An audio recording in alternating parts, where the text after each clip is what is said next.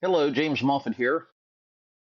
Please go to parentingadultchildren.org website and sign up for a free membership and leave a review for this episode. If you have any requests for future topics, send me an email at talkpac@proton.me. That's talkpac@proton.me. Please share this podcast with your friends and family. Now for today's guest interview.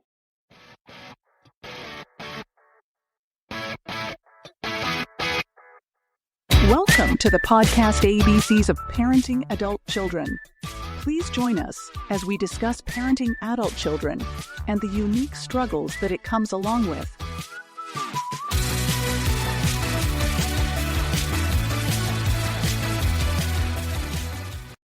Hello and welcome to ABCs of Parenting Adult Children. My name is James Moffitt, and I will be your host. Today we have Zorina Pritchett. Pritchett. Zorina Pritchett is our guest speaker this evening. How are you doing? I am doing pretty good today. I'm so happy to be here. Yeah, I'm glad you're here too. Tell the listening audience who you are and what you're doing and all that. First of all, hello everyone. I create games for kids for non-digital fun, and I also like to introduce my games to adults and those with special needs. I am a disabled veteran, and I'm also someone that has difficulty staying focused. I am a caregiver, sometimes for my brother as needed. I used to do it full time, but now he doesn't need me as much. And so I am retired after serving veterans for 30 plus years. And so it's just been an interesting journey as a retiree, and also now advocating for kids to have digital balance. Well, thank you for your service. Thank you. I'll just read this off your profile. It says, engage in conversation with Zorina Pritchett about her journey of resilience and empowerment in starting Zochey. Yes. Explore her transition from caregiving to small business owning and how her game encourages family bonding in a digital age. And so it's interesting you're creating a non-digital game. Just tell us a little bit about you've already said something about your background, but tell us how you tell us a little bit about your caregiving with your brother. Actually, my brother had a stroke in 2019, and so I was having to take care of him full time. And at that time, we entered the COVID period, and so it was very difficult to find care for him. So a lot of things I picked up on myself.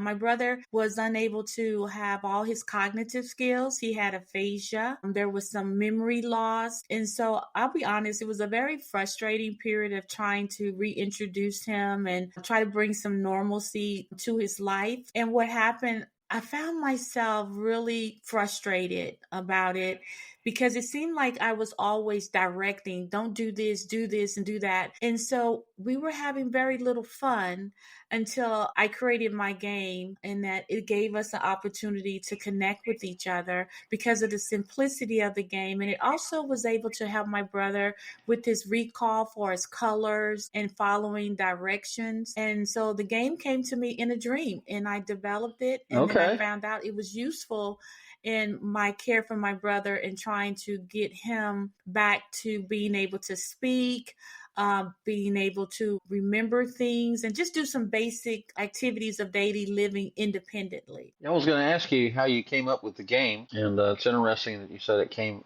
to you in a dream. Yeah, I did. Yeah. I think it was a gift because I was really frustrated. I know I said that before, because caregiving, it takes a special person. It takes patience, and I wasn't prepared for it. There was not a help group out there because everyone was in lockdown. And so when the game came to me, it distracted me. Because I wasn't prepared to do that for as retirement. I had to think retirement would be on some island for a couple of months, just relaxing. And so when the game came to me and I developed it and I tested it with my own family, and then I did further testing. And then when I had an opportunity to play it with my brother, it reconnected us. It wasn't no more of me telling him what to do. It was him experiencing and learning at the same time. And I have to tell you, every time we play the game, my brother acts like he's playing it for the very first time. And it's so cute and stuff. And he says the same thing. I like this game. It's so simple. I don't have to stress out. And so I truly enjoy playing with him. When I go visit, sometimes I'll say, let's play the game, because it gives me an opportunity to connect with him instead of just going over there, prepare his medications, help him understand his mail and stuff like that, or help him financially. It's just a chance for us as family members to come together, have some fun, relax, and just enjoy each other. What form? What does the game? What kind of form? Is it cards or is it a book? It's Can you show it to cards. us? Can you Yes, show it it's for us? You can well, have it. this one here, I have one. This is Yeah. pass and play right here. This is the one that's very simple for people, who may have special needs or have some cognitive, because basically you're matching colors and you're passing cards throughout the game. And the objective of the game is to be the last player holding a card. So some people say, oh, it reminds me of Uno, but it's opposite of Uno. And so you get a chance to have that simplicity, multi-generational can play with it. And that's what I like about it too, because I play with my teen grandchildren and my son. And I just love that connection. And you made a point of creating a game in a digital. Digital is fine, but there has to be balance. Sometimes we can get so addictive and we don't spend time with our family. And I Right. did a test for that myself on TikTok. I got so into TikTok every day, I didn't hardly do things that I needed to do. And that gave me the insight why we're so drawn to it, because it's constantly moving. There's changes and things, and it's stimulating. And so Sure. that is what I want to capture also in creating my games. I want them to be stimulating, I want them to be colorful, and I want them to be constantly movement so we can have fun together. Yeah, I think when you think about social media and TikTok and Facebook and Snapchat and all the myriad of social media apps that are out there now, I think we get like a dopamine hit or something when we're scrolling, constantly scrolling, looking at different videos and stuff, and so we get addicted to that, right? And so I think it's an addiction that we're facing this day and age. Not only teenagers but young adults as well. You know. And I also think that if you have a child or adult child that has ADD, have some form of a problem with concentrating, I believe that the digital devices are the worst thing for us, because I have that. And I found the reason why I'm drawn to it is because my attention span is short. And so I can just look at something and just keep scrolling, keep scrolling. Right. And it got to the point I couldn't even watch a regular movie because it's the same thing, different, the plots going on, but it was too slow. So I would put that down and go to my little social media where I could just scroll and scroll and scroll. Right. And so it also takes us away from family time. And family time is what creates those memories. And I think as parents who are taking care of adult children, one of the things I wanted to highlight to them is I know how difficult it is and always tasking and helping your child do things that maybe they cannot do, but don't rob them of the opportunity of having fun with you. And you can create fun in doing a lot of simple stuff, like how many drops of water do I have to put in the glass, and have them take the glass out, the water out with a spoon, or just something fun and laugh with them, And I think that's something that we need to get back to, is just relaxing and enjoying each other as a family and friends. Do you remember the old board games that we used to Mm-hmm. have? Monopoly and Trouble. Remember Trouble, a little bubble you had to hit? Mm-hmm. It gave you a number, and you'd move your little pegs around the board and knock people off the board. And Scrabble and Scrabble. all kinds of board games that my mom, my dad especially would play with us kids. And yeah, I think it's a good thing to reconnect. Our young people need to learn interpersonal skills, how to talk to another person, especially an adult. We got teenagers, preteens, teenagers. We have teenagers that are transitioning into college. They're out looking for jobs. I have a I have a 32-year-old daughter and a 28-year-old son. They would rather text me a quick question rather than pick up the phone and call me. And they don't like me to call them. They'd rather me just text them or get on Facebook Messenger and send them a message. And I'm like, I hate texting. I'd rather just talk to you on the phone. I can talk faster than I can type, especially with my old thumbs. Mm-hmm. But anyway, And that's why too with my games, I wanted, because people attention span is getting shorter and shorter in our patience. And so the games that I create, I want them to be 10 minutes or less. Like two people can play it and be done with it in around in 3 minutes. Right. And so it's quick moving. It's a chance style game where you're not stressing out, because so many things in our life stresses us out. So I wanted something that was very simple, but yet fun and quick. And I think some people say, well, we need to slow things down. That would be ideal, right, James? But a lot of people, they don't want to slow down. And so it's much easier for your children to text you, because they know if you call them, you're going to get into a conversation, and Right. maybe they don't have the time for it, or they just don't want that conversation at Right. that time. So that's what happens. Stay out of my business. Quit asking me questions. I don't want to tell you about my day. Yes. So, how did caring for your brother influence your business decision? It influenced me in the fact that it really generated that desire to provide opportunities for people who have special needs to play games. Because when I was vending, there was a little girl that wanted to play the game, and I played it with her. And so of course, it took patience, because at that time I didn't know she was special needs until her mother told me she was special needs, and she was happy how she followed the game. And I think caring for my brother, because of that patience and seeing the difficulties he had in doing everyday activities that we take for granted, some of those activities were challenging for him. And so I just thought that, wow, with so many of us as caregivers and stuff, that wouldn't it be something if we can have fun with the people that we care for, and not be something drawn out, but something that's simple and quick. So experiencing that with my brother has just propelled me to do more and more of creating opportunities that all family members can come together, even if you have to modify my games, but at least come together and have fun and create memories for them. Right. What inspired you to focus on digital balance? Well, actually, what inspired me was an article. I read an article in the World Health Organization. They're also trying to get the message out that too much digital isn't good for our kids. But it hit me home personally when my teen granddaughter, who's about 13 now, she loves being in her phone all the time. And it got to the point where she started having issues at school, and now she's getting some counseling. We're finding out she needs some counseling and everything. And we really do contribute to the point that her parents, my son, they're good parents like everyone else, but sometimes it's so easy to just tell your child, okay, pretty much go sit over there, you go get into your device, like a babysitting thing. Yeah. And not that engagement and finding out what's going on with school. And then also I had a friend, had a 6-year-old, and I noticed that when he was around other kids, he wouldn't play with them. He'll be in the corner on his digital device. And so when I did more research, I found out that too much digital can lead to depression. It can lead to them having issues at school, outbursts and things of that nature. And so it made me to realize that, what if we had something that parents can have as an alternative that would fit their lifestyle, Right. as well as the children, and giving them that stimulation?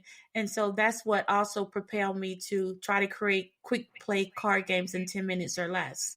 Hear me? Okay. So in the 70s, we had TV, television sets, and our parents used those to occupy our time. Go sit in front of the TV. Don't get too close or you'll go blind, but we would sit in front of the TV and watch Super Friends. And I remember Saturday morning we used to watch all the cartoons that would come on, for an hour or two. And our parents loved that, because then they didn't have to engage with us. They just set us in front of the TV and let us watch whatever we wanted, pretty much. Not everything we wanted, but especially the cartoons and stuff that were on.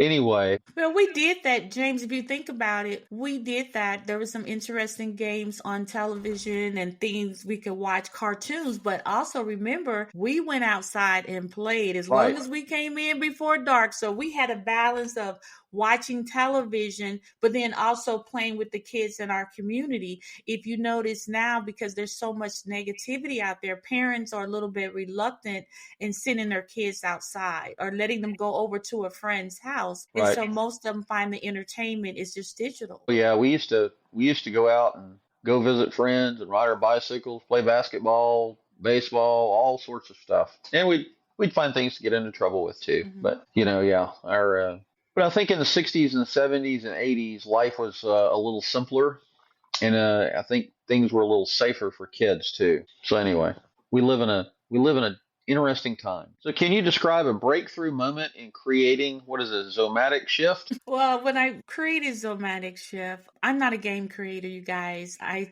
do storytelling. I used to do training videos, and so getting in this space of tabletop game industry was very challenging. And one of the things that I did like about creating Zomatic Shift was that fact that not only were you matching colors, you were taking cards from each other, you were giving cards to each other, you had your wild card, you were shifting your entire hand. You never keep your original hand with the game. It shifts throughout the game. And so what I liked about that, it just made me think about how life is. It was just always shifting. And so people ask me, how did I come up with that name? Well, my name is Zorina, so I wanted something with a Z in it. And then I thought, well, Zorina's game is going to make you mad because you have to shift your hand. And so I just felt like it was something that kids can just have fun, and they like the name, they think it's kooky and stuff like Sure, that, but it was sure. always just about the shifting and getting kids to cooperate, having them interact with each other and just have fun. And so that's how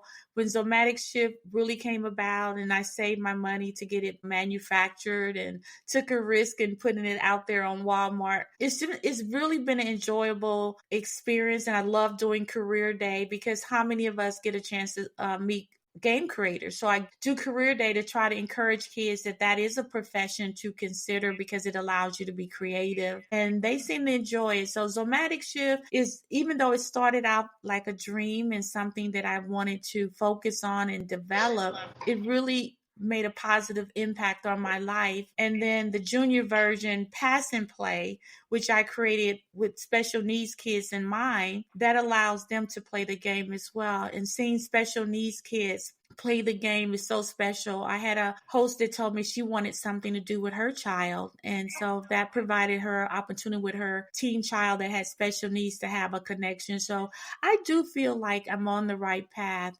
And I would say this, if our children do not have the opportunity to develop those social skills, how do we expect them to build a future community in the future if they're all being raised in this isolation and not coming together only in a learning environment where a teacher is tasking them and recall, but they're not interacting with each other in a positive way? And I think that's so important. Even when taking care of adult children, they still need to be around family and friends and Right. have that interconnection. So because it just helps our well-being. So you said you can buy the games on Walmart. Walmart online, they pick me up, and I'm very happy to have the opportunity to put it there. Some Good. people have asked me, James, why don't I do direct? Like I stated earlier, I am a disabled veteran. I'm not able to do that physically without hurting myself. And so I'm not going to put myself under that stress of trying to keep up orders and get it to the Right. post office. I just can't do it. Sure. How much do the games cost? The game costs $16. Okay, that's reasonable.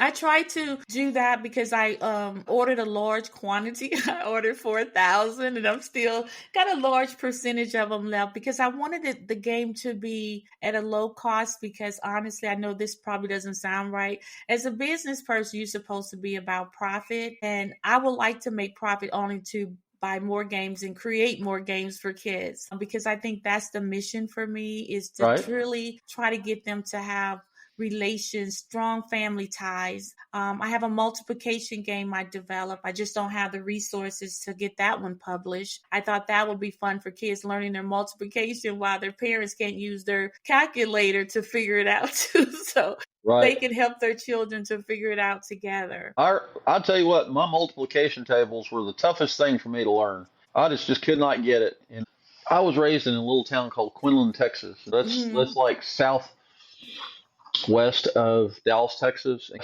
guess what football team my dad got me interested in at a young age? At the age of 8, Dallas, Texas. You think who do you think that professional football team is? The Dallas Losers. No, the Dallas Cowboys, excuse me. I've been watching them ever Wow. since I was 8 years old. I remember watching Dallas playing on a little black and white TV, a 13-inch black and white TV in Leesville, Louisiana, when my dad was still in the Army. So, anyway, back to the multiplication tables. We were in Quinlan at that time, and I just couldn't get it. And so, I'd bring my math homework home, every day, and I'd have to work on it. And so my dad told me, he motivated me by saying, if you don't get it right, you're not watching the Dallas game on Sunday. Man, you want to talk about stressing me out? I was like, I have to watch the Dallas Cowboy games because you got me addicted to them, right? And something else funny is every time Dallas would start to lose, we'd sit down and we'd play checkers, and it seemed like every time we would play checkers, they'd pull it out. The cardiac Cowboys of the 70s and 80s. Oh my goodness. Listen to you. That is what this is all about, James. You're recalling memories of your childhood. Well, and that's what we want to do. Memories. Those were some of the and that's good what we memories. need for the kids. We need the kids to have good memories. Not that they're playing a digital device and that's their only friend, but no, create these memories so when they get older, they can talk about how they played games with their parents. Right. Because I remember growing up too, I had difficulty playing games. I just couldn't stay focused. But I love when we used to play tag football and baseball and dodgeball. I love all of that. And honestly, I wish my granddaughters had the same experience. But most of the time they're in the house. Other than when they're playing soccer or doing dance, they're on their phones. And that's one of the things that my granddaughter said, that she likes playing the game is because it allows her to have memories with her parents. And that's what it's all about. Yes. Developing those memories are important. Mm-hmm. So it was fun going down memory lane a little bit. It was fun. Yeah. So how can these games help parents connect with adult children? Well, I think that one of the things about, especially the pass and play, if they have any type of cognitive, because they're quick play and you can modify them, I think with adult children, it gives you a chance as a parent really to just have fun. And also, if they have problems with their colors or recall, although they're playing a game, they're going to be matching the colors. And then also there's cards in pass and play that may say pass one card to the left or to the right, pass all cards to the left and the right. And so the adult children, while they're playing, if they have problems with directions, that's a chance for you to work with them. If they have problems with emotional regulation and they get upset that they're losing their cards, that's a chance for you to also work with them. And most important, is a chance for you to just breathe and just have fun. And you can modify the game like a host did to suit her son. And I think that is the main point. Even though I have the interaction and the color recognition, is more so of the parent and the children coming together and just having fun. And it's not all that tasking, you do this, you do that, but just have fun with your child. And even if they don't do it right, parents, it's okay. You're having fun with them. You're having fun with them. Laugh with them. You can correct them if you want to. If they don't make it a big deal. Right. The main point is you're interacting with them and they have a chance to have fun with you as well. So what if you have a child or a parent that is very competitive and it's really important to them to be winners? Okay, so my granddaughter, the youngest, we found out with playing Zomatic Shift because, as I stated, the game goes really fast. And the give and the take, or you can be out the game very quickly. And the only way you can get back in the game is someone has to give you a card and that brings you back. And one of the things when we first started playing, she had difficulty because she wasn't used to a game going that fast. Right. And so she would throw cards across the table. She was pout and shut down. And we didn't know she had problems with emotional regulation. And I asked her, what was going on with you? And she said, Gigi, I'm very competitive. I don't like to lose. And this game is so fast moving. And I was losing all the time and I didn't like it. But as we continued to play with her and she got used to the game and her father and mother talked with her during the game about calming down, this is not how you act, she eventually started having more regulation of her emotions and then started enjoying the game. And I think if you're someone that's competitive, I know everybody promote their product, but I'm going to tell you, if you are a competitive person and you have problems with emotional regulations or have a child like that, Zomatic Shift or Pass and Play is a great tool to teach them because it is a fast moving game. Most people are used to Uno. Uno is too long for me. I can't play it. I just can't. Yeah. It's just too long.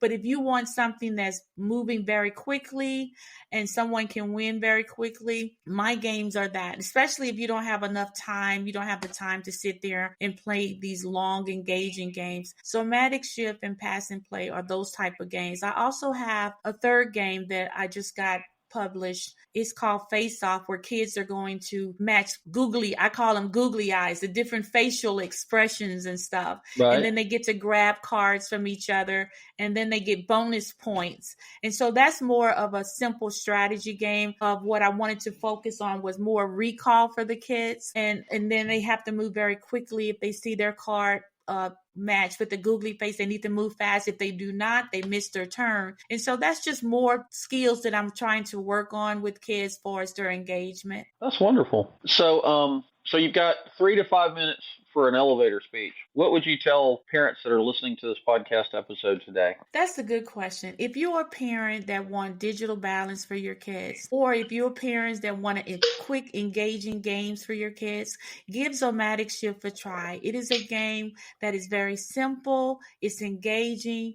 Your children can have fun because the games are very colorful, and they're engaging in that they're offering them that same similar sensation of digital with the colors, the quick moving parts, and most important, parents, it allows you to help your children to develop or maintain their social skills, which ultimately helps their well-being. And give Somatic a Shift a try, because you deserve to have fun and create memories with your children. Oh, that's awesome. Thank you very much. Zorina, thank you for being on the podcast episode this evening. I appreciate you being here, and it was a fun podcast episode to do. And Thank you so much for having me. Yeah, thank you for your service again. I wish you a lot of luck, and I know you probably will be very successful in the future with the track that you're on right now. So to my listening audience, I'm going to say thank you for the privilege of your time. You can listen to this podcast episode on Activate FM, Amazon Music, iHeartRadio, Apple Podcasts, and Public Radio. You can watch the video episode on rumble.com. It's just like it sounds, Rumble, RUMBLE. It's a conservative alternative to YouTube. Our website is located at parentingadultchildren.org. That's parentingadultchildren.org. And you can see my contact information, my email address. You can leave me a voicemail, and I'll respond. You see the upcoming show schedule in the blog posts. I do a lot of blog posts for all the guests that I have on my podcast. I'll put a little intro and a little video snippet of the podcast episode that you can just kind of try out and see. You can leave a review for this podcast. If you're on Apple Podcasts, I think 88% of the people that listen to this podcast are on Apple Podcasts, because everybody's got an iPhone, right? So if you're on Apple Podcasts listening to an audio episode of our podcast, just leave a review right there, and it'll show up on my webpage, or website rather. I release a new episode. Can't speak. I release a new episode every Friday morning at 8 a.m. Thank you for the privilege of your time, and have a blessed day. And thank you again, Zorina, for being here. Thank you for having me. Please tune in next week for another episode of our podcast on parenting adult children.